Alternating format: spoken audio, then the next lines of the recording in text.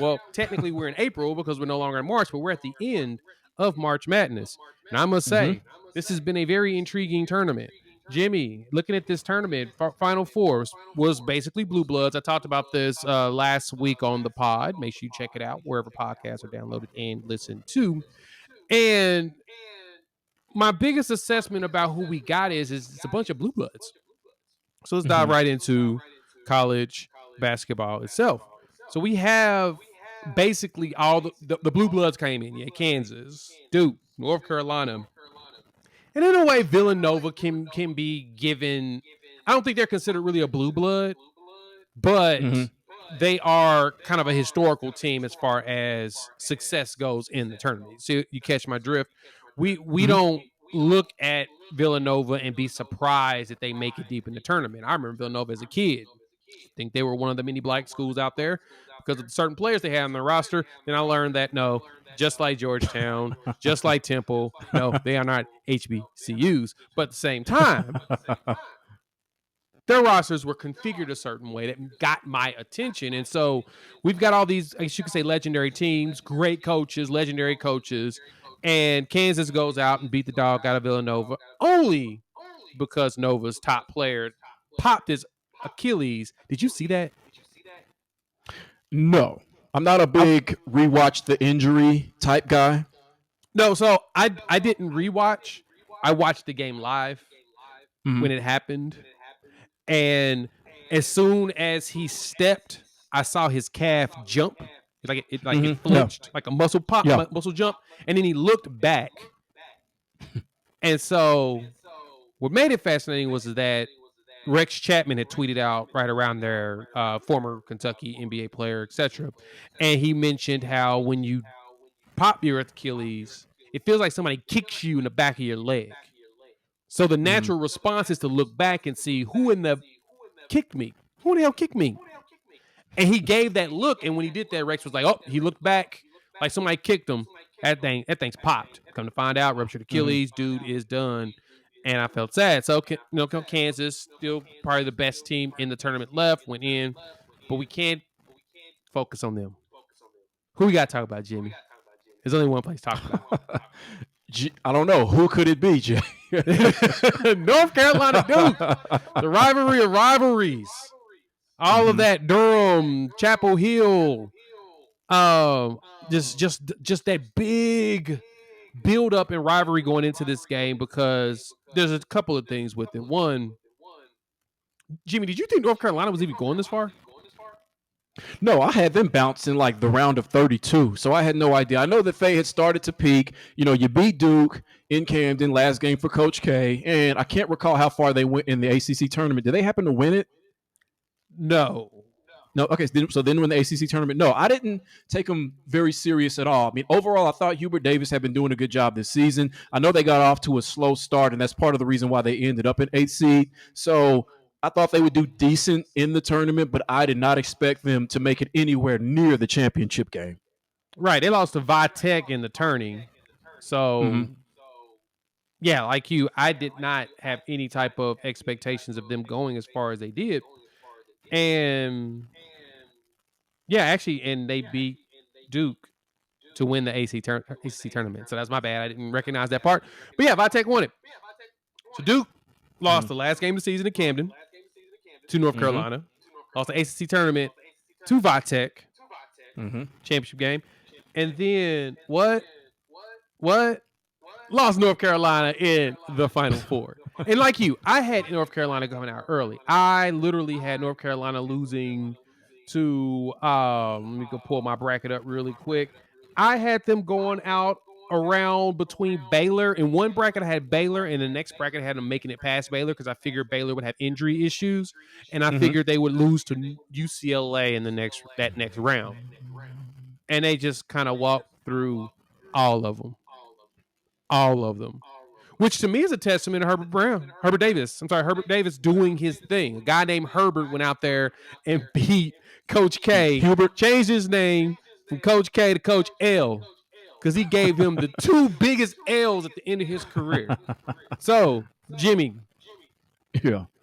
does this kind of tarnish the the career and everything for Coach K being at Duke, losing his last home game and his last game in the tourney to his rival? No, I wouldn't say it was this that tarnished his career. I mean, this is a pretty, I won't say it's a bad ending, but it's not a very good ending. I mean, at least you did make it to a Final Four in your Yeah. final coaching year. But it is that part, yeah, is a little bad. But I think what's worse when you take into account the totality of his coaching career is that for as many years as he coached, and we're talking about, and you probably know this better than me because you follow college basketball more than me. He coached for more than 40 years, something like that. 42.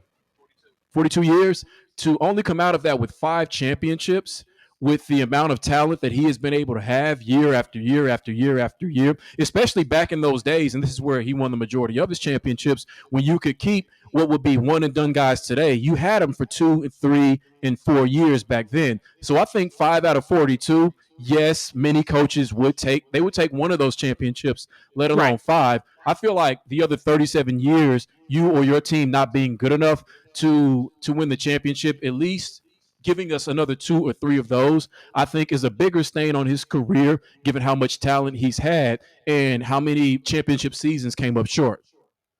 Yeah, it's true. And it's funny thinking about that time period. A few people have pointed out the relationship between Duke and North Carolina in that and how they kind of did a lot for each other. Bomani, of course, has been having a field day clowning Duke fans over the last like 24 hours because he's a North Carolina grad, went to grad school Mm-hmm. there, Mm-hmm. and he actually taught a class at Duke once, and he just has a natural hate for them because he's North Carolina alum and all that jazz. But Coach K's final record after these two games against North Mm-hmm. Carolina, you know what it Mm-hmm. is? I believe it's 50-50. He went 500 against North Carolina. And in the time period that he was coaching at Duke, Mm-hmm. North Carolina also won 5 championships. But this is the funny part. North Carolina had 5 different coaches at that school, whereas Coach K was the only guy Uh-huh. there for 42 years, which is So super North Carolina, fascinating. How so they they're like the align. LSU of college basketball, in the sense of, if you coach here, you're guaranteed to win a championship. Hell, If Hubert it- Davis might be the 6th. Yes, Hubert Davis about to get his right now. Right. He'll probably never win another one after this. But guess what? Because he was in proximity of Coach K Yeah. Yeah. and going to North Carolina, he will be the next Mm-hmm. person to win a championship. So thank you, Coach K, for helping him with that. But so overall, as far as the tourney goes, this was with these Blue Bloods. This was probably one of the more, I guess, star-studded type setups that we've had because in the years that they've had 64 teams, which started in what's that 85,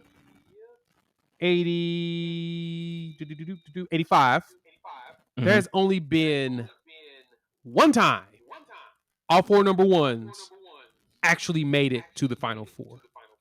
Mm-hmm. That was absurd when I went through that. I was digging. I was like, "That's got to be a year where we've synced that."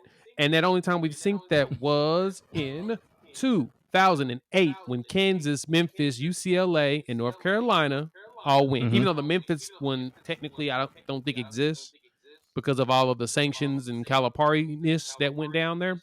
But Of course. it's just it's fascinating that all these years we haven't seen that. So it kind of makes me think about like you mentioned, North Carolina peaked at the beginning of the season. January, a lot of people did not think that they were going to make it. February going into February and March, they started to look more solid, and then they made this run through the tournament. So Jimmy, who you got winning this bad boy? Whew. I'm gonna pick Kansas to win this. Ooh. And I'll give you a reason why I'm doing that. I did my own research before the tournament. This was sort of unintentional research. I just happened to come across this. I don't know why I was looking for it. And I looked at the last 21 tournaments that have been had since the year 2000, not counting the COVID year, the beginning of COVID, where there was no tournament. That of those 21 years, 15 of those 21 champions have been a 1 seed, and only once has a non-top 3 seed in their region won the championship. That was 2014 UConn. They were a 7th seed. Yep. So when in doubt, or the smart money says bet on the 1 seed. So given that the Tar Heels are an eighth, Kansas is a 1. I'm going to choose Kansas to win this in their game. Dominant performance against Villanova. Had Justin Moore been there, I think they still would have won the game anyway. Yes, it would have been closer. And it's kind of ironic because he averaged 15 points, 5 rebounds a game, and they end up losing by 16. So right at the number that he usually averages in a game. So what I saw from them in that game in terms of defense, in terms of the scoring, which was, I mean, you had two dominant scorers. Obviously, Agbaji, who's been their best player all season long, and McCormack, I don't know where with 25 points, holding down the scoring load, but there was nothing open. Like the paint, the bar, everything was closed for Villanova. It was an impressive performance. So I like them in this game. Bacot, the rebounding machine for North Carolina, is going to be in this game. He is going to play, even though he Yes. hurt his ankle yesterday, but he's not going to be 100%. So I think that gives them a bit of an advantage as well. I think that if Kansas can find a way to slow down Caleb Love, not let him go off for 28 like he did against Duke, maybe hold him to 19 to 20, I think that they'll win going away. They'll pull away in the second half, probably win comfortably by 7 to 8 points. So that's what I'm expecting for Kansas to hoist the trophy. I can Even though I totally would see like for that. North Carolina to win it. I Yeah. I kind of want North Carolina to win, so I'm gonna go and say they Yeah. are, even though I know there's probably a chance he's Mm. not. I'm rocking my Carolina gear. Shout out to the Walking Strong Opinion, our boy. I know he listening. This was for you, Yeah. buddy, because I know that you are a big Tar Heel fan, and so I'm gonna be rooting for them. So the last Mhm. time an 8 seed actually won the national championship actually was 1985 when they expanded to 64 teams, and it was Mhm. Villanova. They actually went out there and won, and they beat number 1 seed Georgetown. Who was coach? Who was on that team? Jimmy. Patrick Ewing. There you go. So, even though the Goliath versus David situation here Mhm. is potentially going to show up, I can see North Carolina pulling out and giving us a surprising victory. You got Well, sorry. Kansas. Yeah. So to that point, Jay, what does North Carolina then need to do to win this game? What is like one or two major keys to victory? Because I have one, but what do you think are a couple? Picard's got to be able to play at a top tier. Mm-hmm. Um, Manic's got to be hitting his shots. He was hitting some, but he seemed a little off in this last game. Former But he Sooner. hit the one when it mattered the most, though. What, down Yeah, inside he of 2 did. minutes? Yeah, He he did. did exactly. And then Caleb Love's got Mm-hmm. to just continue to do what he's been doing.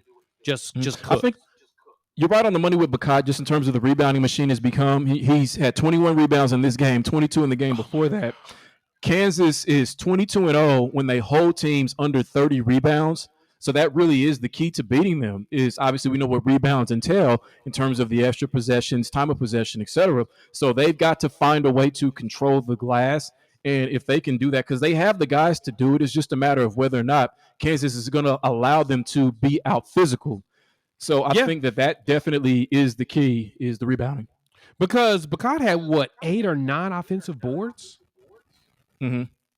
So yeah, he was. Yeah. there was no answer for him. He was cleaning up the glass like, And you know it's what I'm funny saying? because what's that? Piolo Benchiro. He's Mm-hmm. what top 3 pick in the draft right now and everything. Yes. And it was kind of Yes. pointed out how he was kind of struggling getting some of his shots, getting some of his points. He Mm-hmm. wasn't as dominant as you thought he was going to be that um in that game. And I don't know if that's really a concern going into the league. We'll see kind of the development and the way teams decide to use him, but at the same time, Mm-hmm. I expected him to take really go ad Bacardi, especially once that ankle injury hit. So Mm-hmm. that's when Duke started to separate themselves. So it's gonna be fun seeing that. I'm gonna go ahead and pull for the Tar Heels just because I have no skin in the game, actual skin in the game, and at the same time I don't take this as serious as Duke fans who I've gotten blocked by like 4 of them just because I just kept LOL. They're mad. They're Congratulations. big mad. And it's okay that your coach changed his name to Coach L and took L's to rivals. And y'all, if anything, you cannot be mad that your rival is clowning you because you lost to him. That's just kind of the Mm-hmm. nature of the beast. Right. Don't bring history into this. You lost yesterday. You got to hold that Yeah. L until October, November when we come back. So don't get Mm-hmm. it twisted.